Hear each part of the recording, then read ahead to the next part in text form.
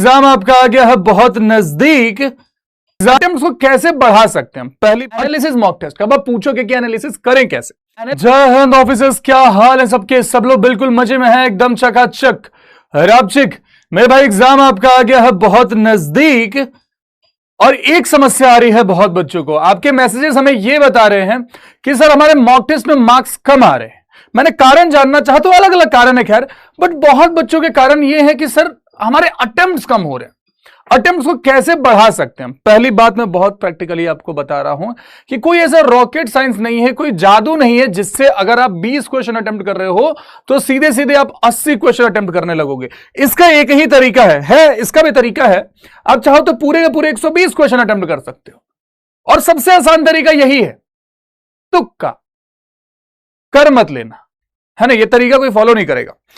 जो एक्चुअल तरीका है वो आपके अटेम्प्ट्स को कुछ लेवल तक बढ़ा सकता है, थोड़ा आपके मार्क्स को इंप्रूव कर सकता है, थोड़े आपके अटेम्प्ट्स बढ़ सकते हैं। उसी पे हम बात करने वाले। वीडियो को बिल्कुल क्रिस्प रखेंगे, टू द पॉइंट बात करेंगे, लेकिन क्लास का रिचुअल जरूर पूरा कीजिए। एक बार फटाफट से जयकारा लगाइए। क्या भारत माता की जय, भारत माता की जय का उद्घोष करेंगे और फिर हम वीडियो में आगे बढ़ेंगे। देखिए मेरे भाई, मैं उम्मीद करता हूं कि आप रेगुलर मॉक टेस्ट लगा रहे हैं। इतनी उम्मीद मैं आपसे लेकर के चल रहा हूं, तभी तो आपके अटेम्प्ट बढ़ेंगे घटेंगे। अब जब आप मॉक टेस्ट लगा रहे हैं तो कुछ सर्टेन पॉइंटर्स का ध्यान रखिए, धीरे धीरे आपके अटेम्प्ट्स बढ़ेंगे। पहली चीज क्या कि बच्चे मॉक टेस्ट लगाते हैं, बहुत मॉक टेस्ट लगाते हैं। बहुत बच्चे ऐसे भी तो जो हर रोज ही एक मैथ्स का मॉक सॉल्व कर रहे हैं। यह बिल्कुल गलत तरीका है। मैं बहुत सिंपल भाषा में आपको बता रहा हूं कि बहुत गलत तरीका। अगर आप हर रोज ही मॉक लगा रहे हो तो जब हर रोज मॉक लगा रहे हो तो आप एनालिसिस पे ध्यान नहीं दे रहे हो। यह सबसे इंपॉर्टेंट पॉइंट है। आप कितने मॉक लगा रहे हो उससे भी ज्यादा जरूरी है कि आपने कितने मॉक्स का प्रॉपर एनालिसिस करा। तो पहला जो आपको काम करना है अपने अटेम्प्ट्स को बढ़ाने के लिए वो प्रॉपर एनालिसिस मॉक टेस्ट। अब आप पूछोगे कि एनालिसिस करें कैसे? सबसे पहले आपने मॉक टेस्ट लगाया, आप देखिए कि आपके करेक्ट क्वेश्चन कौन कौन से, वो तो बिल्कुल साइड हो गए। उसके अलावा दूसरे नंबर पे जिस पे आपको सबसे पहले काम करना है मेरे भाई, वो है इनकरेक्ट क्वेश्चन। इनकरेक्ट क्वेश्चन इसलिए काम करना है क्योंकि आपने तो अपनी तरफ से उन सवालों को सॉल्व करा, आपने आंसर मार्क करा। ये पकड़िए कि वो गलत क्यों हुए, वो गलत आखिर हुए क्यों हैं। क्या जल्दबाजी में आपने गलत मार्क कर दिया था? क्या फॉर्मूला भूल गए थे या गलत फॉर्मूला लगा दिया था, सिली मिस्टेक हो गया था, क्या हुआ था? तो सबसे पहले इनकरेक्ट क्वेश्चन को पकड़िए, उसके प्रॉब्लम को पकड़िए कि आखिर ये गलत क्यों हुआ। उस कमजोरी पे काम करिए अगले मॉक टेस्ट से पहले। अगले मॉक टेस्ट से पहले उस कमजोरी पे काम करिए, तब जाके अगला मॉक टेस्ट लगाइए। दूसरा, आपको उनको पकड़ना है अनमार्क्ड क्वेश्चन या अनअटेम्प्टेड क्वेश्चन। अनअटेम्प्टेड क्वेश्चन को पकड़िए, उनके सॉल्यूशन देखिए और एक बार समझिए कि इन सवालों को आपने छोड़ा क्यों था। क्या वो सवाल लंबे थे इसलिए आपने छोड़ा था? That's perfectly fine. लंबे हैं तो ऑब्वियसली छोड़ना बेटर ऑप्शन है। या आपको समझ ही नहीं आया था कि सवाल में करना क्या है? आपको हो सकता है ना कि आपको समझ ही में नहीं आया था सवाल में करना क्या है, राइट? तो अब ये करिए। या फिर ये भी हो सकता है कि वो उस चैप्टर का सवाल है जो आपने प्रिपेयर नहीं किया था। तो अगर आपने प्रिपेयर नहीं किया था, ये उस चैप्टर का सवाल है तो जाने दीजिए। लेकिन आपके प्रिपेयर्ड चैप्टर का सवाल है तो फिर उसको पकड़िए कि आखिर ये छूट कैसे गया।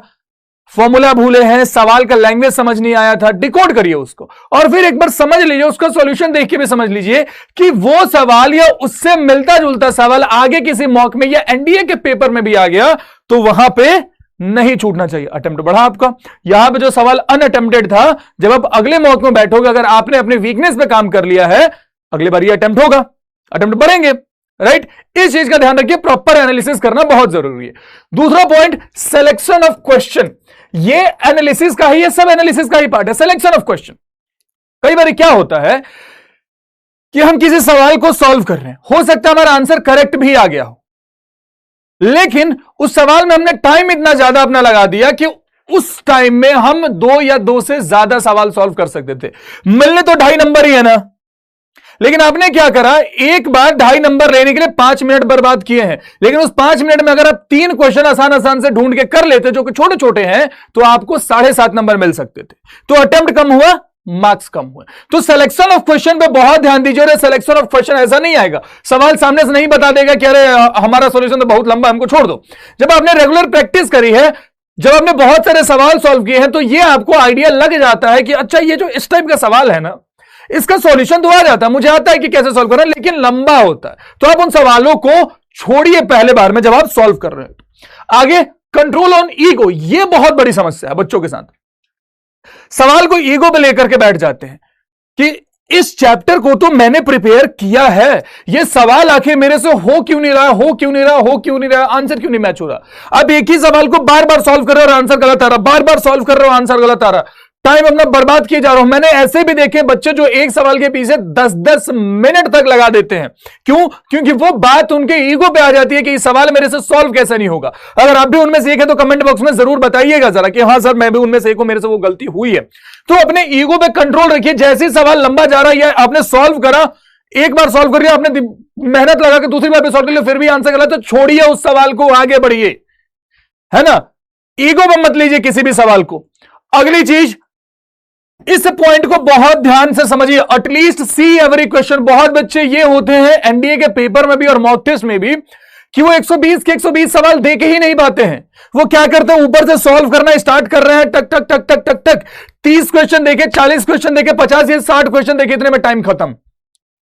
और बाद में जब वो टाइम खत्म होने के बाद देखते हैं तो वो अपना सर पकड़ के बैठ जाते हैं कि सर लास्ट के सवाल तो बड़े इजी थे, मैंने तो देखा ही नहीं उनको, अगर उनको देख लिया होता तो सर कम से कम 10 सवाल और सॉल्व करता मैं आसानी से। ये होता है आपके साथ? बताइएगा जरूर। ये बहुत बच्चों के साथ होता है। तो कोशिश कीजिए कि एटलीस्ट हर सवाल को तो देखें, और इन हर सवाल को अगर आप देखना है तो ये सारे स्टेप्स को फॉलो करना पड़ेगा। एनालिसिस अगर आपने करी है अच्छे से तो आप सिलेक्शन ऑफ क्वेश्चन पे फोकस करने लगोगे, ईगो आपका बाहर हो जाएगा।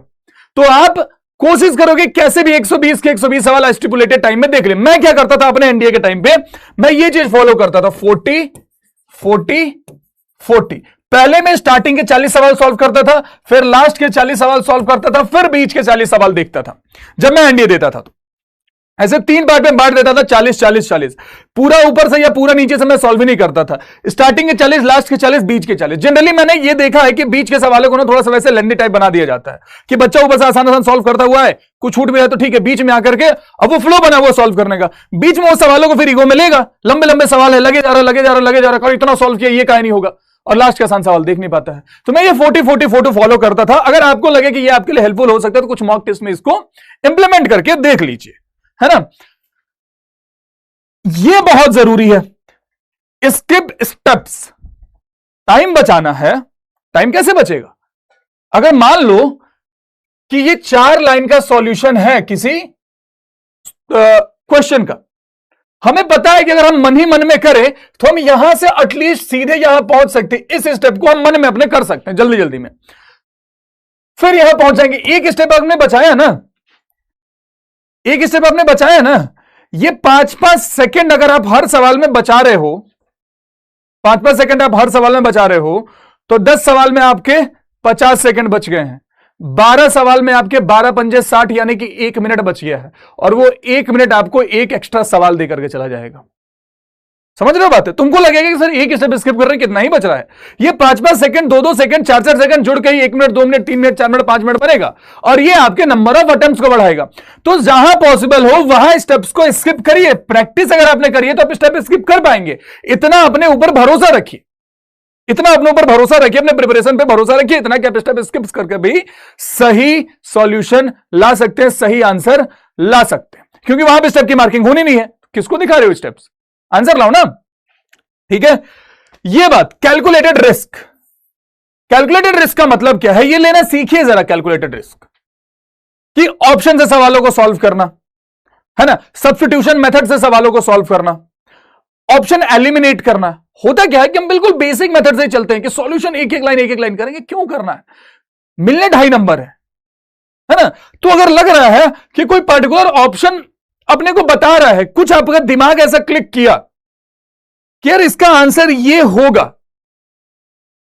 आपका दिमाग आपको बोल रहा है कि इसका आंसर ये होगा, लेकिन तुक्का मारने के लिए नहीं बोल रहा हूं मैं, कैलकुलेटेड रिस्क लेने के लिए बोल रहा हूं कि जब आपने प्रैक्टिस करिए तभी आप कैलकुलेटेड रिस्क ले पाओगे। कि अगर एबीसीडी ऐसे 4 ऑप्शन है हमारे पास, एबीसीडी 4 ऑप्शन है हमारे पास, मान लीजिए मैं एक जस्ट एग्जांपल दे रहा हूं कि कुछ ऐसा क्वेश्चन आया है जिसका मैं पता है कि इसका सॉल्यूशन जो भी आएगा उसका यूनिट डिजिट 1 होगा। Let's say just an example, उसका यूनिट डिजिट जो होगा वो 1 होगा, और आपके ऑप्शन में यहां पे भी यूनिट डिजिट पे 1 नहीं है, यहां पे भी यूनिट डिजिट पे 1 नहीं है, यहां पे भी यूनिट डिजिट पे 1 नहीं है, और यहां पे नन ऑफ दीज लिखा हुआ है, नन ऑफ द अबव लिखा हुआ है, नन ऑफ दीज लिखा हुआ है। तो यहां पे आप बैठ के सॉल्व क्यों करिएगा जब आप सवाल पढ़ के इस कंक्लूजन पे पहुंच चुके हैं कि जो भी आंसर आएगा उसका यूनिट डिजिट 1 होगा, तो अब क्यों सॉल्व कर रहे हैं आंसर निकालने के लिए? सीधा या नन ऑफ दिस मार्क करिए, आगे बढ़िए ना। ये होता है कैलकुलेटेड रिस्क, ये तुक्का नहीं है, ये कैलकुलेटेड रिस्क है। तो कैलकुलेटेड रिस्क आपको लेना पड़ेगा अटेम्प्ट्स को बढ़ाने के लिए, राइट। और ये सीधा एग्जाम में जाकर के ये काम मत करना। जितने दिन बचे हैं मॉक टेस्ट में इनको अप्लाई करिए और फिर इनको स्ट्रेंथ बनाइए अपना। और अब टाइम वीकनेसेस पे खेलने के लिए नहीं, अब टाइम आ गया स्ट्रेंथ पे खेलने का। तो अपने स्ट्रेंथ पे खेलना स्टार्ट करिए, जो आपका स्ट्रेंथ है उस पे फोकस करिए, वीकनेसेस के चक्कर में मत पड़िए। टाइम बहुत कम बचा है अब आपके पास, अपने स्ट्रेंथ को कमजोर मत होने दीजिए। अब बहुत अच्छा करेंगे पेपर में, अपने ऊपर भरोसा रखिए मेरे भाई, हमें बहुत भरोसा आपके ऊपर। चलिए मिलते हैं अगले किसी वीडियो में, तब तक के लिए जहां हो हंसते रहो, खेलते रहो, मुस्कुराते रहो, पढ़ाई रेगुलर करते रहो, स्ट्रेस फ्री रहो, अपना ख्याल रखो। Ladies and gentleman, have faith in yourself, you all are going to make it this time and is waiting for you and we are also waiting to see you all in uniform. तब तक के लिए जय हिंद।